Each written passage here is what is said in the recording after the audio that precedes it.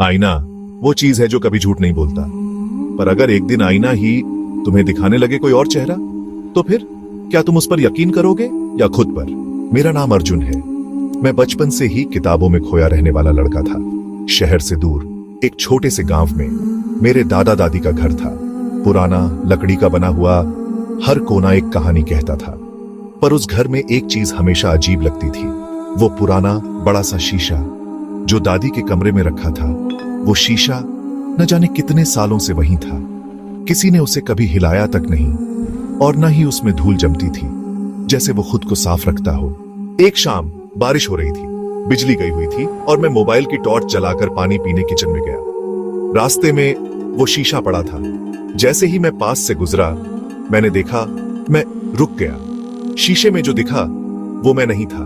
मेरे जैसे ही चेहरा, वही कपड़े, पर आंखें काली और मुस्कुराहट डरावनी।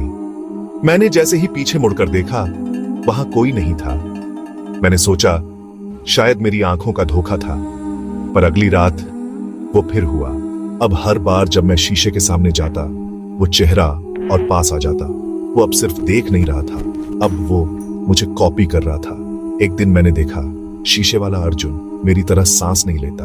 उसका अक्स हिलता नहीं। जब मैं हिलता हूं, वो मुझे घूरता रहता था, जैसे इंतजार कर रहा हो किसी मौके का। मैंने उस शीशे को कपड़े से ढक दिया। पर रात को अपने कमरे में मैंने उसी चेहरे को खिड़की के शीशे में देखा। अब वो सिर्फ एक शीशे में नहीं था, अब वो मेरे हर अक्स में था। अब वो मेरी हर परछाई में छुपा था। मैंने दादी से पूछा, ये शीशा आखिर है क्या? ये आईना नहीं है बेटा, ये एक दरवाजा है जो अंदर देखता है और जो बाहर आना चाहता है। अगली सुबह मैं उठा और जब बाथरूम के शीशे में देखा तो चेहरा मेरा नहीं था। मैं चिल्लाया, लेकिन मेरी आवाज किसी और की थी।